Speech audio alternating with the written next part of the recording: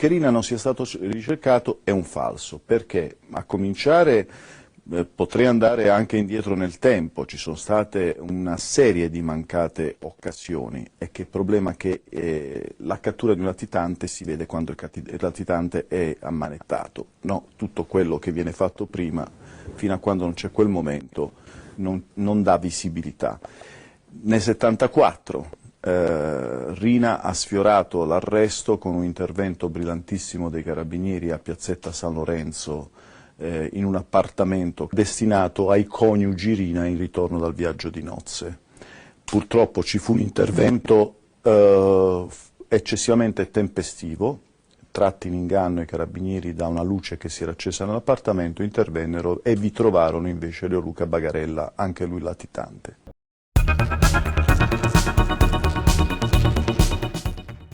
«10 luglio 1973. A Roma, in piazza Farnese, viene rapito Paul Getty III, nipote dell'uomo che era stato il più ricco al mondo. I rapimenti sono la nuova frontiera del guadagno criminale». Indispettiti per non essere presi sul serio dall'atteggiamento del miliardario che non voleva pagare, i sequestratori fanno sapere che cominceranno a restituire il giovane Getty a pezzi. E così fu. Signor direttore, questa è la promessa che vi abbiamo fatto. Da oggi in avanti tutto quello che vi diciamo sarà fatto. Cioè questo è il primo orecchio di Paul. Fate gli accertamenti. Se è suo, se entro 10 giorni la famiglia pensa ancora che è una burla fatta da lui, gli arriva l'altro. In poche parole, arriverà tutta a pezzettini. Mandiamo al giornale quest'orecchio, perché la famiglia di Paul Getty da 3 mesi ci prende in giro, dicendo che non già soldi per pagare.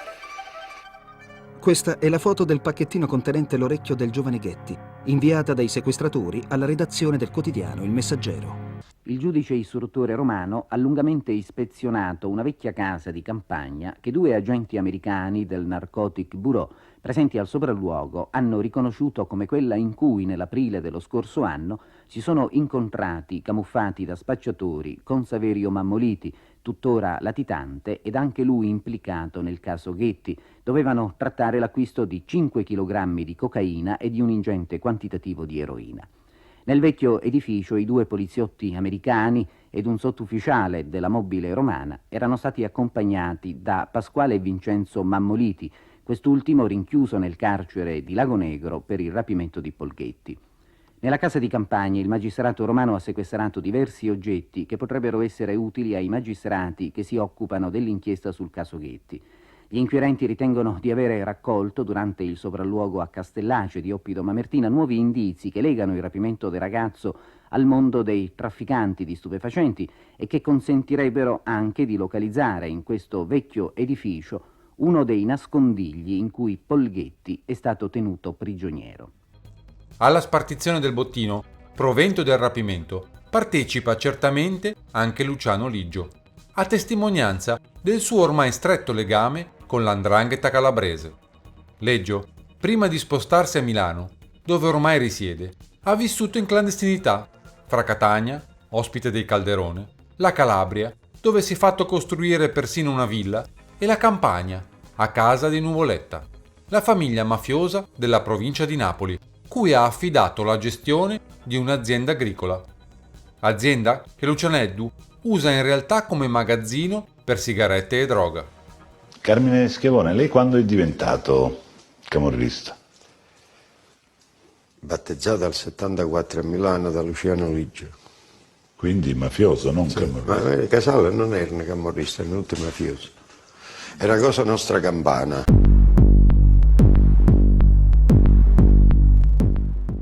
«10 gennaio 1974.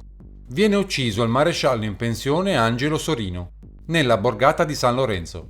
Anche tale omicidio viene consumato senza il consenso di Cosa Nostra e Stefano Bontate ne chiede immediatamente conto a Filippo Giacalone, capo famiglia nella zona dell'omicidio Sorino, arrestato proprio per tale delitto.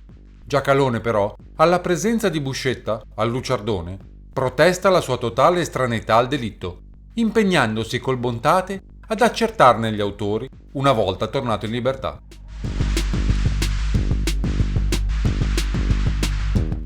1974. È nei primi mesi di quest'anno che viene ricostituita la commissione ed abolito il triumvirato Badalamenti, Leggio, Bontate.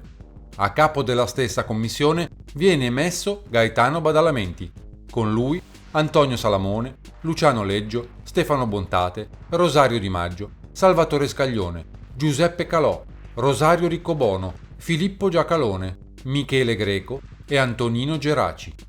Leggio cerca di inserire in commissione uomini a lui legati.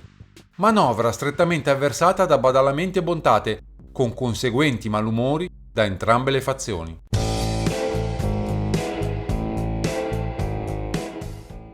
L'indagine sui sequestri Torielli e Rossi di Montelera, che porta alla cattura di Ligio, viene condotta dai giudici istruttori milanesi Giuliano Turone e Giovanni Caizzi. Il 14 marzo 1974 gli agenti della Guardia di Finanza, mentre eseguono indagini patrimoniali su alcune proprietà appartenenti a pregiudicati siciliani sospettati del sequestro di Pietro Torielli, riescono a rintracciare il nascondiglio dove Luigi Rossi di Montelera è tenuto prigioniero dai suoi sequestratori. Una botola sotto un cascinale di Treviglio, in provincia di Bergamo, in cui vengono ritrovate 4 bottiglie di Dom Pérignon.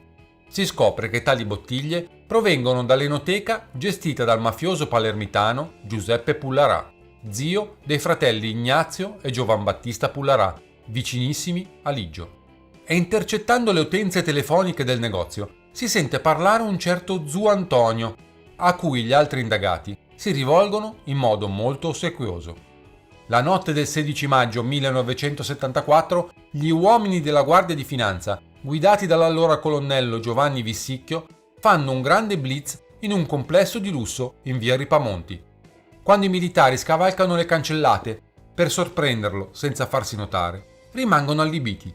Nel condominio c'è un ampio e ben curato giardino con un parco giochi per i bambini, un laghetto con le anatre e box sotterranei, collegati con i palazzi in modo tale da massimizzare la sicurezza e la privacy dei condomini.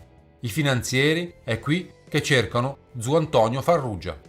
Quando irrompono nell'appartamento, si imbattono prima nella sua compagna, Lucia Parenzan, da cui ha avuto un figlio 1 anno e mezzo prima, e alla quale ha fatto intestare la casa. Quindi iniziano a perquisire l'attico. 5 stanze e doppi servizi, con un'altra stanza e giardino privato. Trovano Luciano Ligio che dorme.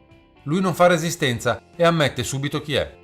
Prima di essere portato via, chiede 2 cortesie: potersi radere in modo da non apparire trasandato ai fotografi, che lo avrebbero immortalato, ed un po' di tempo per parlare con Lucia, che a suo dire nulla sa della sua reale identità. Nessuno dei condomini dice di aver riconosciuto quell'uomo che tutti i giorni andava dal barbiere. Ogni pomeriggio andava al campo giochi con il figlio Paolo, comprava cannoli in una nota pasticceria di zona e aveva pagato quell'attico 77 milioni in contanti. La vista sul laghetto, infatti, costa tanto. Non si è insospettito neanche il precedente proprietario dell'immobile, che lo ha posto in vendita ammobiliato per 75 milioni. Lucianeddu, però, si disse impaziente di chiudere l'affare perché poteva prendere il sole in terrazzo e pagò sull'unghia 2 milioni in più. Sul comodino milanese trovano un testo di Kant, la critica della ragion pratica. Forse, anche per queste letture, i suoi picciotti lo chiamano anche o professori. Un titolo che rivendica tanto da correggere sfottente gli errori di grammatica persino di altri padrini. Così riprese anche Gaetano Badalamenti. Tano, non si dice mi sono mangiato. Forse che ti sei preso a Muzzicuni? Tra le letture più amate c'è anche Socrate. Vuole sentire la scalata gerarchica del signor Rina? Lui ha ammazzato il suo primo capo, Michele Navarra, insieme a Ligio. Poi si è liberato di Rina attraverso lo Stato. Di Ligio, attraverso lo Stato, chiedo scusa. Tommaso Buscetta, nei lunghi incontri con il giudice Giovanni Falcone, rivelò: «Dottore, quello È un uomo malato di sbirritudine. Si è sempre comportato come uno sbirro. Lui non parlava, ma aveva un altro vizietto però, quello delle lettere anonime. Ne ha scritte tante e io credo che nel 74 sia stato proprio lui a far arrestare Luciano Liggio. Un'accusa quasi inverosimile, se non fosse confermata da un altro pentito, Gaspare Mutolo. Riina si era messo in testa che doveva comandare lui e soltanto lui, ed allora cominciò a fare tragedie dentro l'organizzazione. Fece arrestare con le sue confidenze il suo capo, Luciano Liggio. Liggio non era un fesso ed aveva anche i suoi informatori all'interno di Cosa Nostra. E quando nel 74 seppe che Riina aveva cominciato a fare il tragediatore, mandò a dire a tutti i capi mandamento di non parlare più con Riina, ma con Bernardo Provenzano, perché Liggio aveva saputo che Riina stava costituendo una sua mafia dentro la mafia. Liggio mandò a dire che Riina faceva troppe mangiate e spesso alzava il gomito e con un colpo di pistola ammazzava 2 persone, suoi commensali.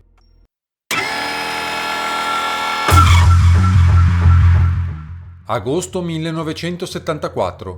Riina ora è il reggente della cosca di Corleone e sostituisce Leggio in commissione. Salamone sposta il centro dei suoi interessi in Brasile e si fa rappresentare da Bernardo Brusca, anche lui vicinissimo ai corleonesi.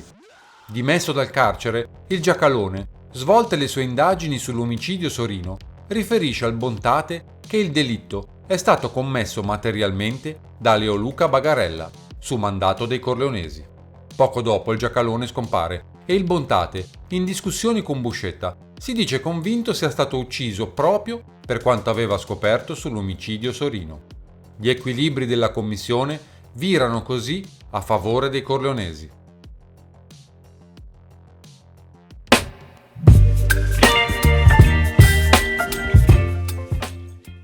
Attraverso le conoscenze del Leggio, Riina diventa compare d'anello di Mico Tripodo, boss dell''ndrangheta. Mico Tripodo è tra i più potenti capobastone dell''ndrangheta insieme a Girolamo Piromalli e a Antonio Macri. Questi ultimi rappresentano la vecchia 'ndrangheta rurale che sta per affrontare l'offensiva delle nuove leve, che vogliono una 'ndrangheta aperta ai nuovi traffici, unificata e disponibile a sodalizi di potere con la massoneria deviata e apparati dello Stato deviati. Ninetta Bagarella ha deciso di sposarsi con Totò.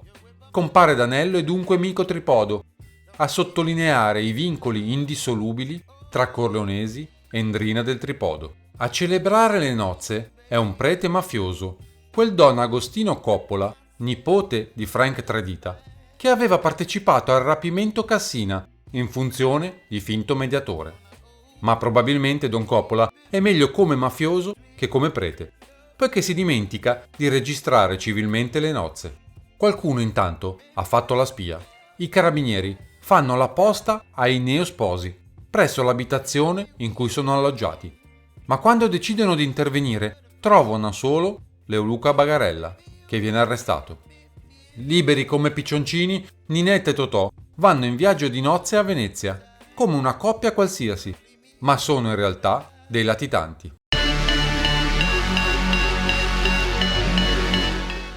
Nel 1975 un trafficante turco di droghe e armi, che era stato il principale fornitore di morfina base alle raffinerie di Marsiglia, Salah al-Din Waqqas, si mette direttamente in contatto con Cosa Nostra.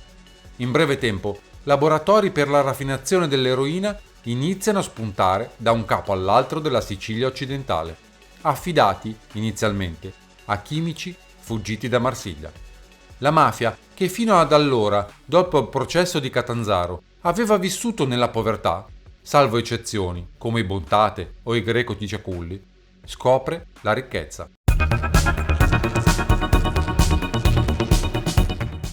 17 luglio 1975. Alcuni uomini a bordo di un autobus a Salemi assistono a questa scena. Un uomo in auto si ferma per dare un passaggio a un paio di autostoppisti. Ma appena fermatasi, l'auto viene circondata da 8 persone che fanno scendere l'uomo dal mezzo e lo portano via. L'uomo è il ricco possidente Luigi Corleo. Ma Corleo non è solo ricco, è anche il suocero di Antonino Salvo, uno dei potenti esattori delle tasse di Salemi, insieme al cugino Ignazio. I Salvo sono legati strettamente a Bontate e Badalamenti, nonché alla Democrazia Cristiana Siciliana di Lima, che ha come referente nazionale Andreotti. Gaetano Badalamenti era tanto stimato dai cugini Salvo che insieme a Stefano Bontate fu l'incaricato principale di poter trovare quantomeno il corpo del sequestrato suocero di Nino Salvo, se non vado errato Corleo. E Badalamenti si profusse veramente nell'opera di trovare quantomeno il corpo del suocero. E come mai i Salvo si rivolgono a Badalamenti? Loro, anch'essi uomini d'onore, si rivolgono a Badalamenti per sapere dove ritrovare il corpo del suocero sequestrato. Cosa era avvenuto? Cosa aveva causato questo sequestro? Il prestigio in quegli anni di Gaetano Badalamenti era immenso. Il prestigio di Gaetano Badalamenti, dopo l'arresto di Luciano Liggio, diventa lui il capo della provincia di Palermo ed è lui che gestisce tutte le cose più importanti che succedono in Cosa Nostra. Gaetano Badalamenti era senza dubbio l'uomo più qualificato per poter fare una richiesta simile, ma questa richiesta è una cosa che le costa caro a Badalamenti. La ricerca del corpo del suocero di Nino Salvo costa a Badalamenti di essere il capo di Cosa Nostra, fra le altre cose, per il suo interessamento, perché negli anni si è saputo che a fare il sequestro del suocero di Nino Salvo fosse stato in persona proprio il Salvatore Riina insieme a Scarpuzzedda.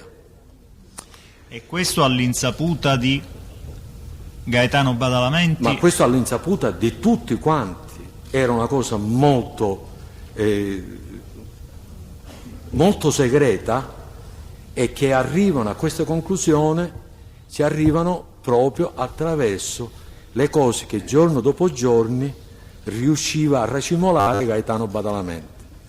Comunque questo credo che non è una cosa che interessa questa Corte. No. Rispondo alle domande. Nino Salvo e Cornelio Russo erano molto amici, si conoscevano, devo dire che erano amici, oltre a conoscersi. Lei conosceva pure il colonnello Russo? Era mio amico. Era suo amico. Sì. Allora ritorniamo a questo episodio, dove avviene...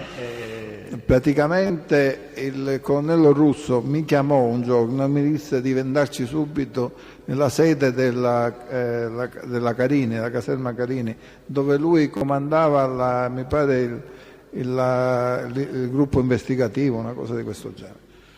E praticamente mi disse di andarci subito. In quell'occasione mi fece ascoltare una registrazione dove c'era delle voci che chiedevano il riscatto per il rilascio del suocero del Salvo Corleo. C'era anche Nino Salvo che praticamente... Cioè c'è Nino Salvo insieme a lei al colonnello Russo? No, in quel momento no, dopo venne. E praticamente mi fece sentire questa voce per sapere se io riuscivo a identificarla, se era una voce che mi era a me nota.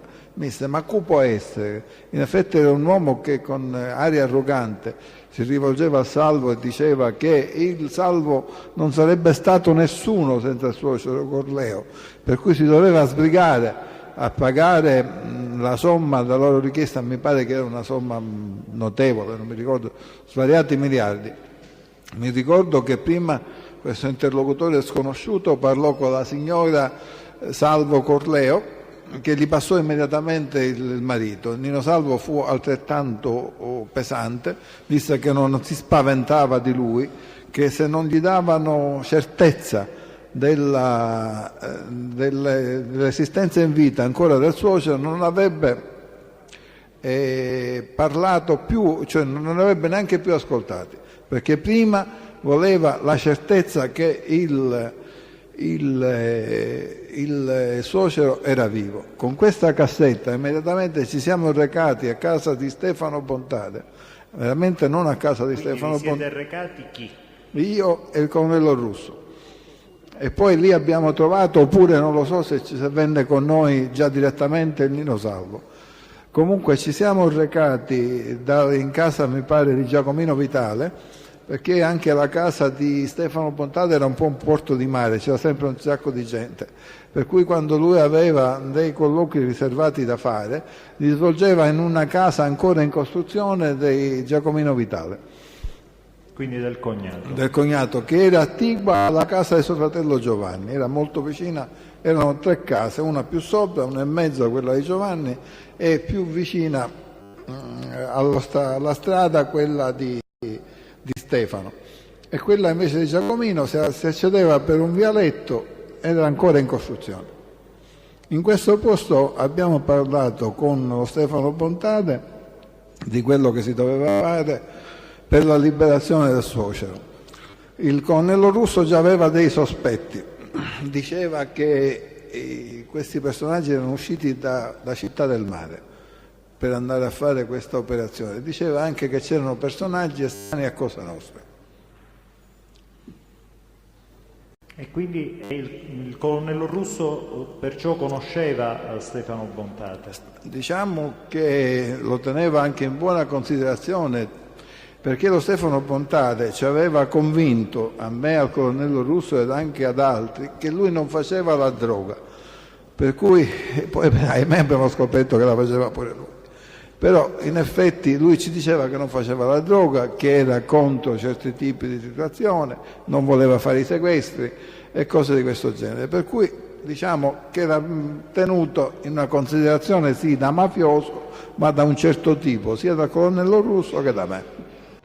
Corleo viene ucciso mentre Bontate e Badalamenti non riescono nemmeno a trovarne il corpo. Rina continua così a minare la credibilità di Badalamenti e Bontate, che di fronte ai corleonesi assumono sempre di più la funzione dell'ala moderata della mafia, se così si può dire.